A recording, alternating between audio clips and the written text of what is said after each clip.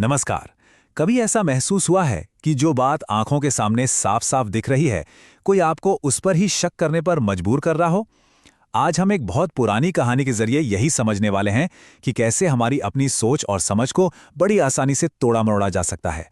और हाँ, इसकी सीख आज भी उतनी ही काम की है जितनी सदियों पहले थी।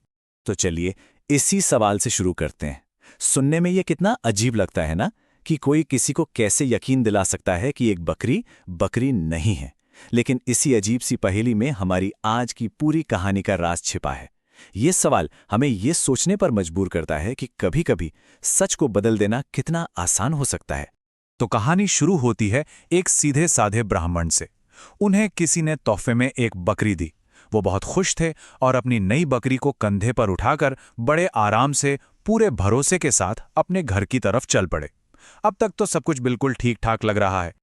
लेकिन तभी रास्ते में 3 ठगों की नजर उस ब्राह्मण पर पड़ती है। वो उस मोटी ताजी बकरी को देखते हैं और बस उनके मन में लालच आ जाता है। वो उसे चुराने के लिए एक बड़ी चालाक योजना बनाते हैं। और यहीं से ब्राह्मण की ये आसान सी यात्रा एक मुश्किल सफर में बदलने वाली है।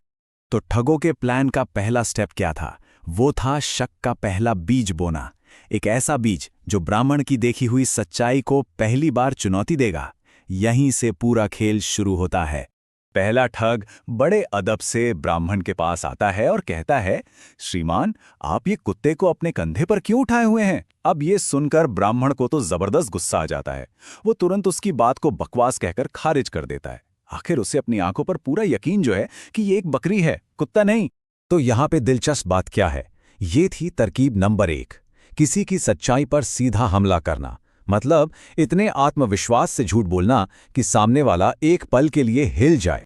अब ब्राह्मण गुस्से में आगे तो बढ़ जाता है, लेकिन कहीं ना कहीं उसके मन में एक छोटा सा शक घर कर चुका है।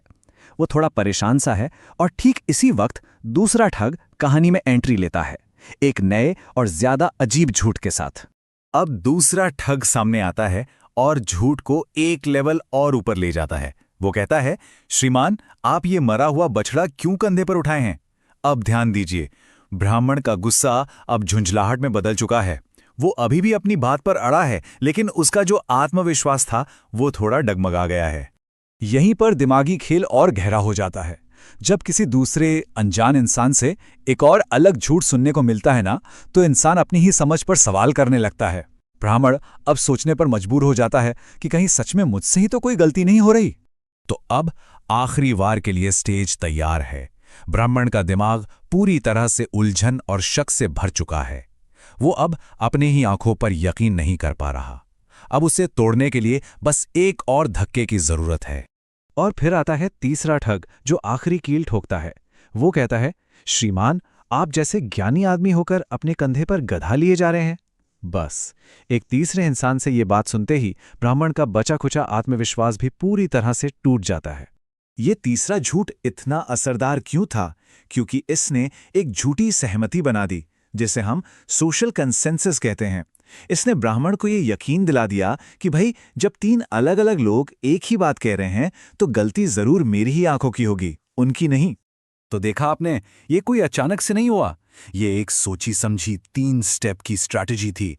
स्टेप 1, सच को चैलेंज करके शक पैदा करो। स्टेप 2, एक और आवाज से उस शक को और गहरा करो। और स्टेप 3, एक झूठी सहमति बनाकर उसकी असलियत को ही बदल डालो। और आखिर में हुआ क्या? बेचारा ब्राह्मण पूरी तरह से हार मान लेता है। उसे लगने लगता है कि वो सच में कोई बुरी आत्मा ढो रहा है। वो उस बकरी को जमीन पर फेंक देता है जिसे वो सच जानता था, और डर के मारे वहां से भाग जाता है।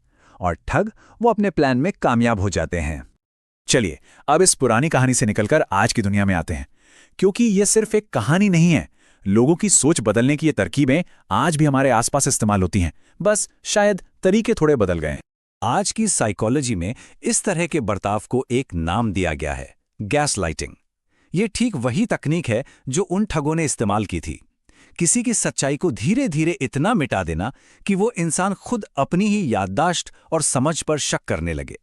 ये हेरफेर हमारी रोज की बातचीत में कुछ इस तरह सुनाई देता है, अरे तुम कुछ ज्यादा ही सोच रहे हो, या फिर ऐसा तो कभी हुआ ही नहीं, या तुम ना बहुत ज्यादा सेंसिटिव हो। ये बातें असल में आपकी भावनाओं को गलत ठहराती हैं और आपको ये महसूस कराती हैं कि प्रॉब्लम आप में है, उनके बर्ताव नहीं। तो इस पूरी कहानी और इसके विश्लेषण से हम आखिर सीख क्या सकते हैं? इसका सबसे बड़ा सबक इस बात में छिपा है कि हमें अपनी समझ और अपनी बुद्धि पर भरोसा रखना कितना जरूरी है। इस कहानी का निचोड़ बिल्कुल साफ है। अपनी बुद्धि का इस्तेमाल करो, दूसरों के कहने में आकर बहक मत जाओ।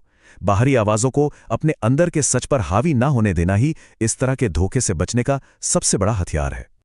आखिर में ये याद रखना बहुत जरूरी है कि अपनी सोच और खुद पर विश्वास ही वो ताकत है जो हमें दुनिया को सही तरीके से देखने में मदद करती है। जब कोई चीज आपकी आंखों के सामने बिल्कुल साफ हो तो उससे किसी और के कहने पर कभी भी नकारा नहीं जाना चाहिए। हम आपको इसी गहरे सवाल के साथ छोड़े जाते हैं।